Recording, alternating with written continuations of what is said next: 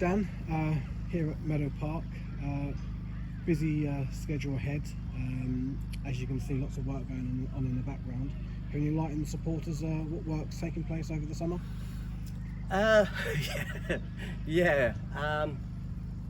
It's what we're doing. We're producing a TV and broadcast compound. We're enlarging the entrance road in and out to stop the bottlenecking at the bottom there, so which will help the residents. There'll be barriers coming in and a whole new entrance in from the park, which will make it safe for families to walk in instead of walking up, a busy ramp road. And then it goes the length of the car park. With that, on top of that, we've got 2 sets of turnstiles going in, a new fan zone, which I think is really important. A new stadium caterers and seated area, umbrellaed area, heated area, and hopefully a video wall, etc. And a bottled bar, within the home end. Just to really make the experience something very special for my home fans, and and they deserve it. We've been a number of years, catching up with maybe some of the bigger clubs, and I'm really, really happy. I mean, by the time I finish with it, it's going to be the best part of 1.8, £2 million, and we've had help from Arsenal, we've had help from other sources. Well, hopefully we'll have help from other sources, and I'm going to put a large chunk of change in as well, and hopefully we'll have this done before the season starts. From what you just said, there's certainly a lot going on. It's going to be a tight schedule of work to get that completed for the start of the season, but obviously once complete it's going to look absolutely stunning. Well, it was always going to be, as all pre-seasons are. By the time you finish your old season and then you come back pre-season, the windows seem to get shorter every year. We've got Brentford coming this year, pre-season, West Ham United, Chelsea, and then the Arsenal on the 30th, which is disappointing as that seems to coincide with the Emirates Cup, but we'll see if there's something we can't do about that. And then of course the season starts on August 6th. So as we create the site more and more, and as people come throughout the pre-season, they'll see it developing. So with the entrances in, and so by the time we get going with with pre-season, there'll be an entrance in from a Harris fencing entrance in from Meadow Park, and that will lead through. We should have all the entrances and everything done up at the bar areas and down. We're going to create We're going to create something I've wanted to do for many, many years. A corridor of legends. It's something that I've involved the fans in.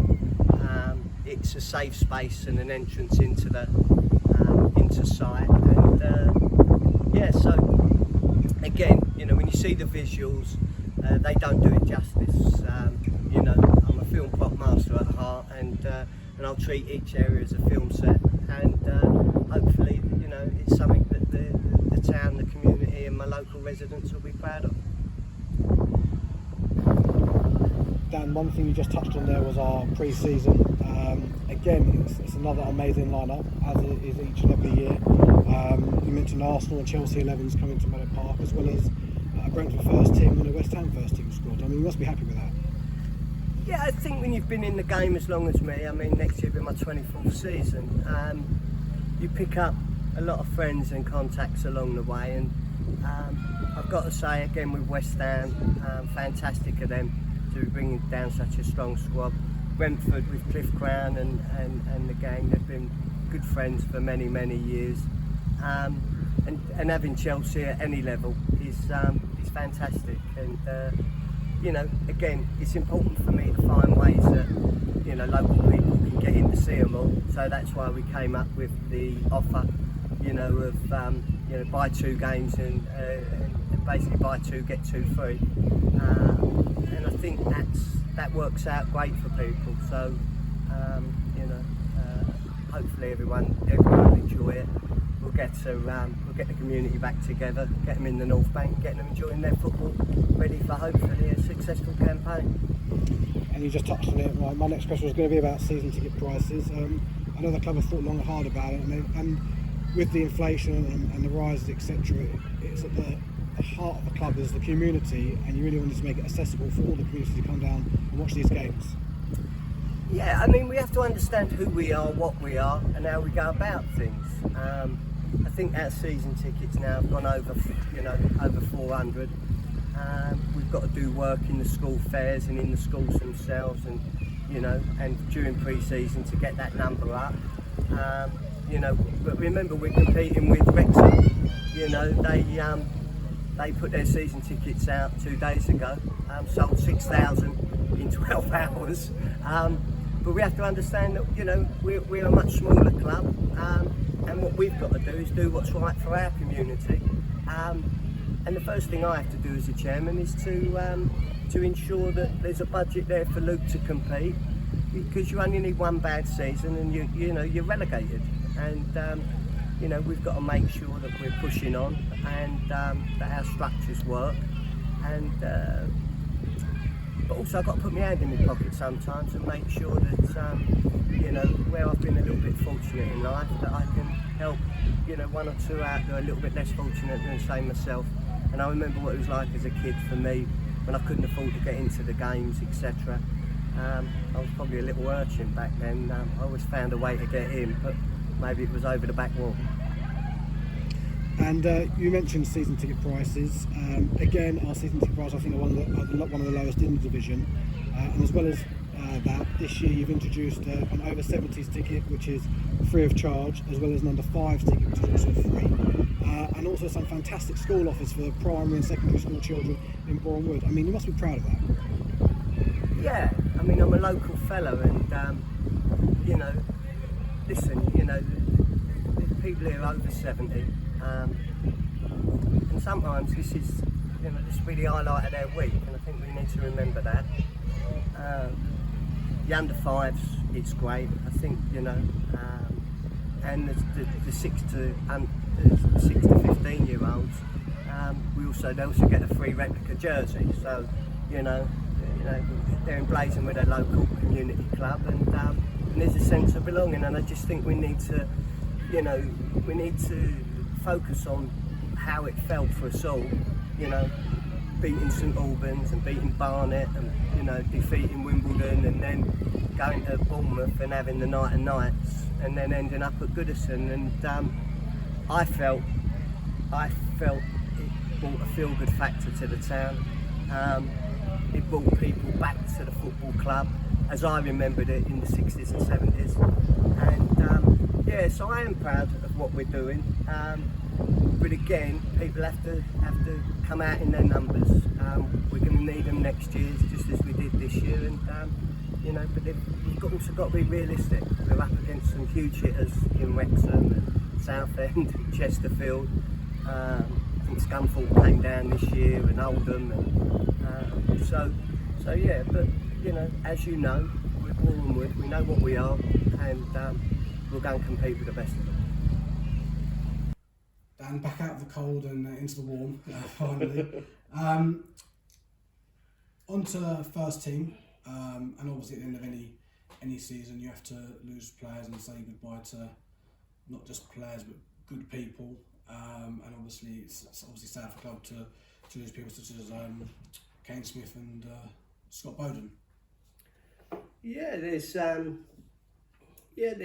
but there's also James Comley, Gus Mafuta, Big Cliff. There's a number of them, and it is sad. We've been on an amazing journey together, and I suppose people say that that's football, but it's not something I ever get used to. It's not something I like. It comes with the job in terms of a manager, but it's not something which is particularly nice. Some players choose to move on for their own reasons, whether that's Kane or whoever. and others don't get offered, a deal they perhaps feel they might have earned. And a manager can only have so many in his squad. He has a budget to look at, and people have to make decisions for the right reasons, and hopefully it works for them. The difference, I suppose, this year is after the FA Cup run that we'd had and what we'd achieved, didn't quite end the way we'd all hoped. So there was probably tougher decisions for Luke to make than in many a year. But they're made. I'm absolutely thrilled for Scott. I mean, Scott's got himself a fantastic move to York City. It's only 30 minutes from his house. It was a long commute for him here. He's a fantastic, fantastic lad, and I'm going to miss him. But I'm glad he's got a good home. I mean, it's a fantastic football club, and no, I'm delighted. But we've made some great signings already, and that excites me. We put another one on the board today. So as always, we won't announce anything till July the 1st, but I think the supporters are going to be excited. I think Luke's very happy. Got another one that I expect to be completed, by midday tomorrow. And yeah, so it's all exciting. As you said, it was cold outside there. But the site's coming on, the pitch is coming on, the plans are in place, and it's our job to improve on our league position next year. Again, if we sell the season tickets and we do what we've got to do, Luke will have them right, and I expect us to have a good season. But the first job is don't get relegated, make sure you're strong. And so we've put the bodies together, and if we put the one on the ball tomorrow, then we've probably only got 2 to go. And again, I think Luke's very, very happy with the business he's done. I was going to say, on the flip side of obviously losing players, there's the opportunity to bring in new players, and I know from conversations that yourself, Luke, and Charlie have been working very hard to bring in new players, and obviously with the successes of the club, I guess the player pool is a lot bigger than what it was when you first came into the National League. In total, how many players are you looking to add to the squad for this year? I think that's still up for discussion, depending on how the next few weeks go. We've already done a lot of good business, but it's quiet business, and I know 1 or 2 people guess here, there, and everywhere. But Charlie and Luke have done ever so well. Luke's a grafter, and him and Charlie, they have their targets and they quietly go about their business. I mean, as you can see with this table, I can't breathe at the moment for pipes and sewage and foul drainage and all the rest of it. But their job is to get themselves ready. We've got the training camp booked for them in Barnstable. A great friend of mine, John Brand, and the family. Great people. They look after us every year. The pandemic, although it's not over, we're about to meet some old friends as well when we travel down. So again, if John's watching this, I look forward to having supper with him, where I'll pop down there for a couple of days over the training camp, not to oversee the boys, just to have a jolly up with a good friend of mine. And yeah, we're going to be ready. I want us to be excited for the new season. I want the local schools to be involved. I want Yavner College and Artswood School to be involved. There's something bubbling. I'm not quite sure what it is. I've got a fantastic local council. I've got a fantastic town council. I've got Arsenal on board. They're with me for another 8 years, if they behave themselves. And yeah, we're going to put some good players on the park, and we'll see where it takes us. We're a very different club to the one I took over in 1999. Yeah, this club now, we're going into a season with open our hearts. We're not, you know, we have belief in what we're doing. Every year, everyone can see it. You know, last year it was new gantries and Wi-Fi and systems all round and a refurb in the East Stand. You know, this year another 2 million is going to go into the infrastructure of the club. And that's my phone going, so I better grab it quickly.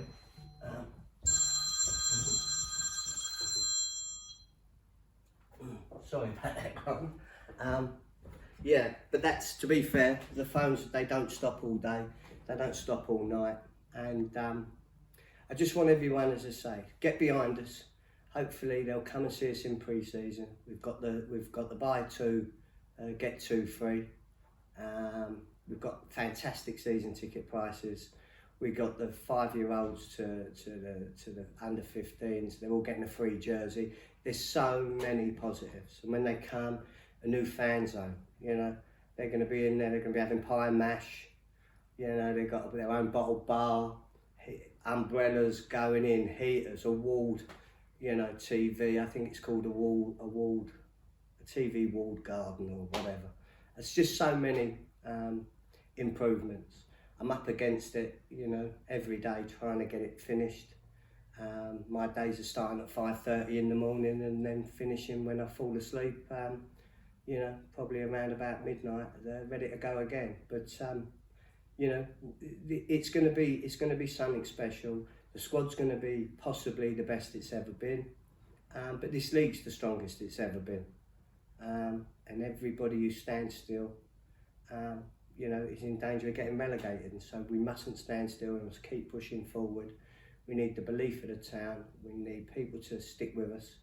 And if we're having a bad time, okay, then you know we wipe our mouths and we go again. But we didn't have a great end to last season, but we still had a great season.